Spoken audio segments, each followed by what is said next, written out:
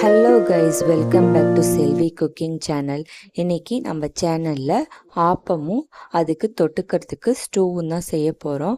ரொம்ப சிம்பிளான ரெசிபி, டேஸ்ட்டும் அல்டிமேட்டாக இருக்கும். வாங்க இது எப்படி செய்கிறதுன்னு பார்க்கலாம். 1/2 கிலோ பச்சரிசி எடுத்துருக்கேன்.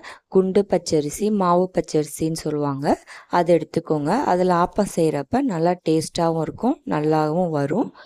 இப்போ இதை வாஷ் பண்ணிவிட்டு தண்ணி ஊற்றி ஊற வச்சுக்கிறேன் 4 மணி நேரம்.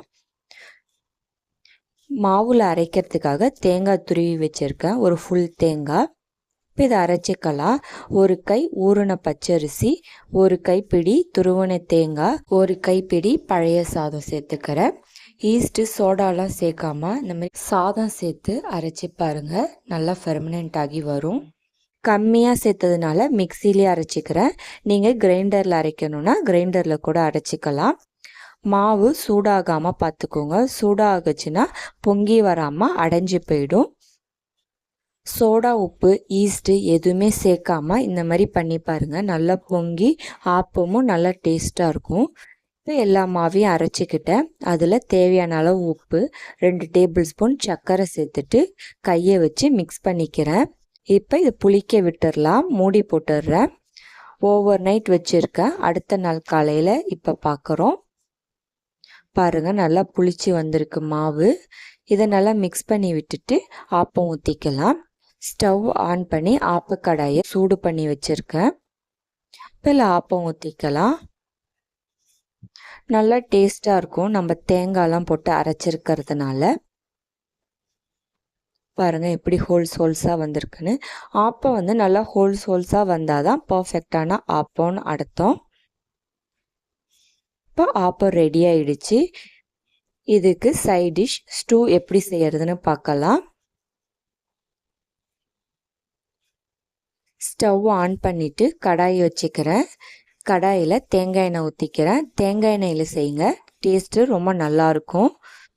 எண்ணெய் சூடானதும் 3 பட்டை, 3 ஏலக்காய், 3 கிராம்பு சேர்த்துக்கிறேன். இதை தாளிச்சிட்டு அதில் 2 வெங்காயம் சேர்த்துக்கிறேன். 7 பச்சை மிளகா சேர்த்துக்கிறேன். பச்சை மிளகா காரம் தான், அதனால் காரம் 7 சேர்த்துருக்கேன். காரத்துக்கு ஏற்ற மாதிரி பச்சை மிளகா, உப்புலாம் நீங்கள் சேர்த்துக்கோங்க. இப்போ இதை வதக்கிக்கலாம். வெங்காயம் வதங்கினதுக்கப்புறம் இதில் இஞ்சி பூண்டு சேர்த்துக்கிறேன். 1/2 இஞ்சி சின்ன சின்னதாக கட் பண்ணி சேர்த்துருக்கேன். அப்புறம் 5 பல்லு பூண்டு சேர்த்துக்கிறேன். இது எல்லாத்தையும் சேர்த்துட்டு கருவேப்பிலையில் சேர்த்துக்கிறேன். சேர்த்துட்டு வதக்கி விட்டுக்கலாம். இது நல்லா வதங்கட்டும். இதில் ஊற்றுறதுக்காக நான் தேங்காய் பால் ஆல்ரெடி எடுத்து வச்சுருக்கேன். வெங்காயம் நல்லா வதங்கிடுச்சு. இதில் உருளைக்கிழங்கு சேர்த்துக்கிறேன். 3 உருளைக்கிழங்கு சேர்த்துருக்கேன். உருளைக்கிழங்கு அப்புறம் கேரட், பட்டாணி இதெல்லாம் சேர்த்து செய்யலாம். பட் நான் இன்றைக்கி உருளைக்கிழங்கு மட்டும்தான் சேர்த்துருக்கேன். இதுக்கு தேவையான அளவு உப்பு சேர்த்துட்டு மிக்ஸ் பண்ணி விட்டுக்கிறேன். இப்போ எடுத்துருக்கிற தேங்காய் பால் 2வது எடுத்த தேங்காய் பாலை இதில் சேர்த்துக்கிறேன். 2வது எடுத்த தேங்காய் பால் சேர்த்துட்டு நல்லா கிண்டிட்டு கொதிக்க விட்டுக்கலாம். இது கொதித்து நல்லா திக்கானதுக்கப்புறம் இதில் முதல்ல எடுத்த திக்கான தேங்காய் பாலை ஊற்றிக்கிறேன். திக்கான தேங்காய் பால் ஊற்றிட்டு ஒரு 2 நிமிஷம் கொதித்ததுமே மிளகு, கருவேப்பிலையில் இதை 2 தூவிட்டு மிக்ஸ் பண்ணி விட்டுட்டு ஸ்டவ்வை ஆஃப் பண்ணிவிடுங்க. இப்போ மிளகுத்தூள் கொதி வந்ததும் மிளகுத்தூளும் கருவேப்பிலையிலையும் தூவிட்டு மிக்ஸ் பண்ணி விட்டுட்டு ஸ்டவ்வை ஆஃப் பண்ணிடுறேன். ஆப்பமும் ஸ்டோவும் ஒரு பர்ஃபெக்டான பிரேக்ஃபாஸ்ட்டாக இருக்கும்.